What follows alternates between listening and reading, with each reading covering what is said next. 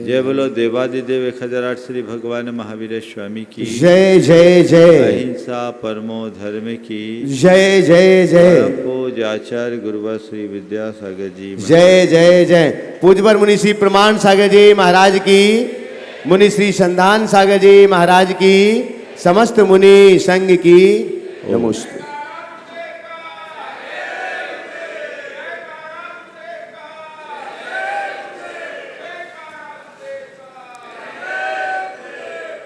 आज का दिन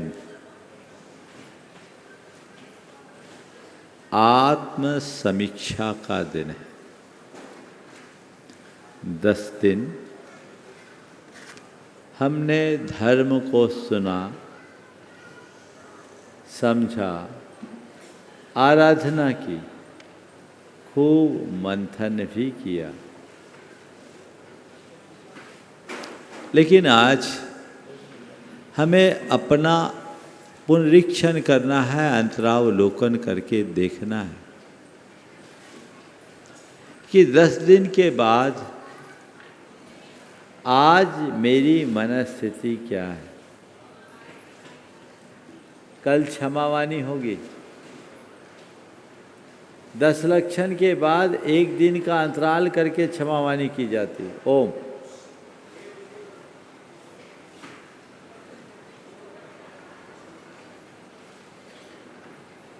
एक दिन के बाद ये अंतराल रखा जाता है। क्यों? इसलिए कि इस एक दिन में हम थोड़ा अपने भीतर उतर करके देख ले कि इस पूरे साल में मेरी किससे किससे कटुता थी, किससे कलुषता थी, किससे द्वेष था और किसके प्रति वैमनस्य का भाव था। उनको चिन्हित करो और सबसे पहले उनसे क्षमा मांगने का भाव करो। सबको आज एक लिस्ट बनानी चाहिए। लोगों ने तो मैसेज तो कल रात से ही चालू कर दिए और ये सारे मैसेज किनको भेजे आपने? अपने अपने मित्रों को। अरे मित्रों से क्षमा तो सब मांग लेते हैं, क्षमा तो उनसे मांगो जिनसे तुम्हारी शत्रुता है। शत्रुता को मिटाने का भाव, कटुता को खत्म करने का मनोभाव जगना चाहिए। जब अंदर की कटुता और शत्रुता मिटती है तब जीवन निर्मल होता है। एक बात अपने अंतरंग में बिठा लेनी चाहिए कि जब तक मेरे परिणामों की शुद्धि नहीं होती तब तक मेरे जीवन का उत्थान असंभव है। परिणाम की शुद्धि होनी चाहिए। जीवनोत्थान के लिए अत्यंत आवश्यक और अपेक्षित है। मेरे परिणाम कैसे मुझे देखना है। मेरे भीतर मैं क्या हूं इसे केवल मैं ही जान सकता हूं। हर कोई अपने अंदर उतर करके देखे आखिर मैं कहां हूं। ओम।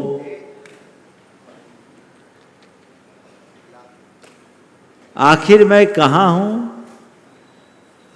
मेरी स्थिति क्या है,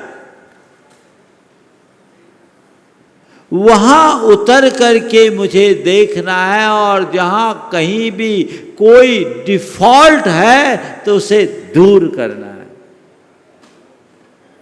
10 दिनों में हमने ये बात अच्छी तरह से जान लिया और समझ लिया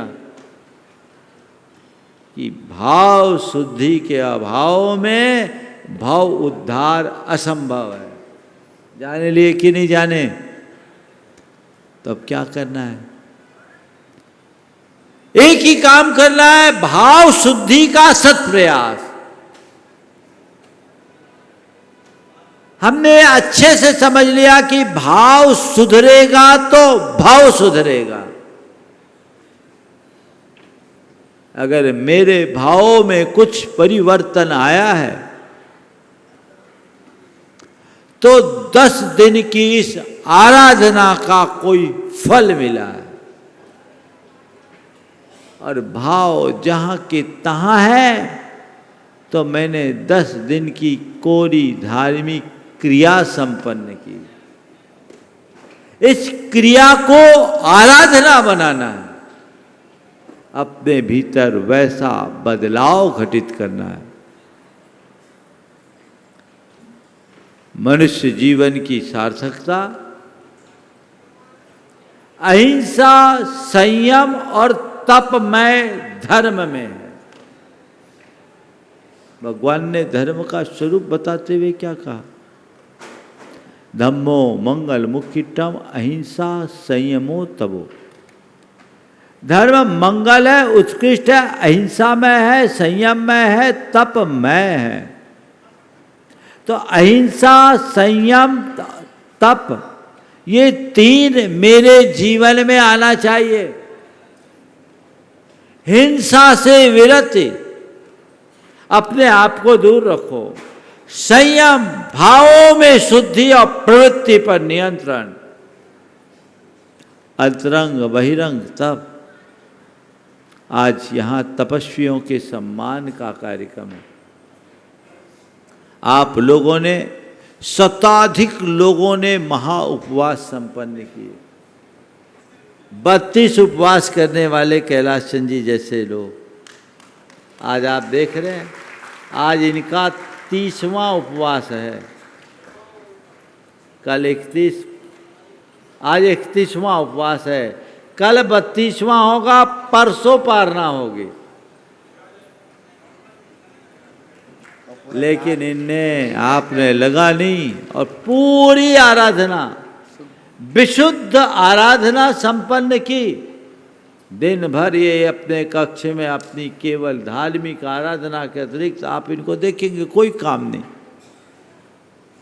बाह्य तप के साथ जब अंतरंग परिणामों में निर्मलता आती है तब तप की सार्थकता होती है।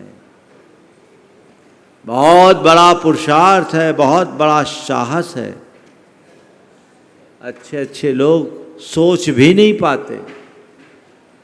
कुछ लोगों ने 16 उपवास किए लगातार, और कुछ लोगों ने जो अभी आ रहे हैं, कुछ आ गए, ये सब 10 उपवास वाली। तो 10 उपवास करना कोई साधारण काम नहीं है।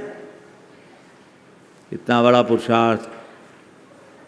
और आप लोगों में कई ऐसे हैं जो कई वर्षों से 10 कर रहे हैं, और कई ऐसे हैं जो 2 घंटे भूखे नहीं रह सकते। आ जाओ, 10 उपवास वाले आ जाओ सामने, बैठो बैठो बैठो। ये नौजवान लोग 10 उपवास कर रहे, इनमें कई ऐसे हैं जो घंटे भर भी भूखे नहीं रख सकते हैं, और कई ऐसे हैं जो 10 उपवास किए और 10 दिन पूरी व्यवस्था में भी सम्मिलित हुए। इनने अपनी शक्ति का सही संयोजन किया। 2 घंटे भूखे न रहने वाले लोग ने 10 उपवास किया। बैठ जाओ, ऊपर ही बैठ जाओ। 10 उपवास लगातार कोई साधारण काम नहीं है। ये महान पुरुषार्थ है। ये इस बात का प्रमाण है कि तुम जो चाहो सो कर सकते हो, है ना। अब अपने आप पर कॉन्फिडेंस तो आ गया, लेकिन ये अधूरा है। ये तब सार्थक होगा और तब पूरा कहलाएगा जब इसके साथ अपने भावों में शुद्धि और परिवर्तन हो, परिणामों में निर्मलता हो, तब कहीं जाकर के परिवर्तन होगा। अब आज आप लोग तय कीजिए कि अब मैंने जो इन 10 दिनों में आराधा है, इसे अपने जीवन की स्थायी संपत्ति बनाऊंगा। कई ऐसे लोग भी हैं जो 10 दिन तक तो उपवास खूब करते हैं, 11वें दिन पारना भी होटल में जाकर करते हैं। कईयों की हो भी गई होगी। भाई जब 10 दिन तुम्हारा संयम है तो 11वें दिन भी हो सकता है। हो सकता है कि नहीं? आज आप लोग 4 बातों को साथ में लेके जाइए। इस 10 दिन के आराधना के फल में आप लोग कुछ चाहते हो कि नहीं चाहते हो? हाँ, क्या चाहते हो? 10 दिन की इस आराधना का फल क्या चाहते हो? सबसे पहला फल, मेरी धर्म श्रद्धा बढ़े। क्या फल चाहो? मेरी धर्म में श्रद्धा और बढ़े। कल तक मैं जितना धार्मिक कार्यों में रुचि रखता था, अब मेरी अभिरुचि और बढ़े। जो काम मैं नहीं करता था वो काम मैं और करूं। मेरी धर्म श्रद्धा प्रगाढ़ से प्रगाढ़तर बने। ये मनोभाव अपने मन में जगाओ। दूसरी बात, अपने मन में जिस किसी के प्रति वैर विरोध है उसका त्याग करो, क्षमा करो, भाव शुद्धि को बढ़ाने का भाव जगाओ। तब तो उपवास का फल है। एक बार ऐसा हुआ, एक सज्जन ने 16 कारण के 16 उपवास किए और पारना का बड़ा आयोजन किया, निर्जल उपवास। और पारना में सबको बुलाया, अपने सगे भाई को नहीं बुलाया। उसकी धर्मपत्नी बहुत समझदार थी, बोले महाराज जी आप ही एक काम कर सकते हो, इनकी आपस में 36 का आंकड़ा कई वर्षों से है, उनके प्रति बहुत द्वेष रखते हैं, इनने 16 उपवास किए हैं, मैं सोचती हूँ कि इनका उपवास रहे, लंघन न बन जाए, उनको भी बुलाए। मैंने उसको बुलवाया। जैसी बात छेड़ी, बोले महाराज उसका नाम मत लो, उसका नाम सुनते ही मेरे अंदर आग लग जाती। बोले अगर तेरे अंदर ऐसी आग लगी तो तू स्वाहा होगा। तूने 10 दिन इतना बड़ा पुरुषार्थ किया, इतनी बड़ी तपस्या की, और 10 दिन की इस तपस्या में तेरी ये कषाय नहीं गली, तेरे मन का ये बैर नहीं धुला, तो इस उपवास को धिक्कार है। अपने अंदर बदलाव ये आना चाहिए। मैंने उसे अपने तरीके से संबोधा, उसका मन हल्का हुआ और उसने अपने भाई को खुद से मेरे सामने, मैंने कहा फ़ोन करो बुलाओ, वो आया। और भाई जब गले मिले, मन की आंसू की धार बही, मन का सारा मैल मिट गया। बाद में उसने कहा महाराज आज लगा है कि मैंने कोई उपवास किया है। आपको भी ऐसा हो सकता है। 10 दिन तक हमने आराधना की है, अब मेरे परिणाम निर्मल होने चाहिए, उज्जवल होने चाहिए। भाव शुद्धि, वैर विनाश, ये लक्ष्य रखिए। तीसरी बात, अपनी बुराइयों का त्याग कीजिए। जो भी मेरे जीवन की बड़ी बुराई है मैं उसको त्यागता हूं। अगर बुराई नहीं छोड़े तो क्या छोड़े। और चौथी बात, एक नया संकल्प लेकर जाइए। कोई एक नया शुभ संकल्प जो वर्ष भर आपकी प्रेरणा बन सके। यदि ऐसा आप करेंगे तो वो आपके जीवन की बेहतरी का आधार बनेगा। उपवास वालों की आप एक बार जी भर अनुमोदना कर लीजिए, चाहे वो 32 हो, 16 हो, 10 हो, 8 हो, 7 हो, 5 हो। एक बार पुनः जोरदार अनुमोदना। और जितने हैं प्राय सबने एक आसन किया है। आपने भी 10 दिन धर्म की आराधना की है, तो आपने यदि धर्म की आराधना की है तो आप भी अपने जीवन में इन चारों बातों को आत्मसात करें, जीवन सार्थक होगा।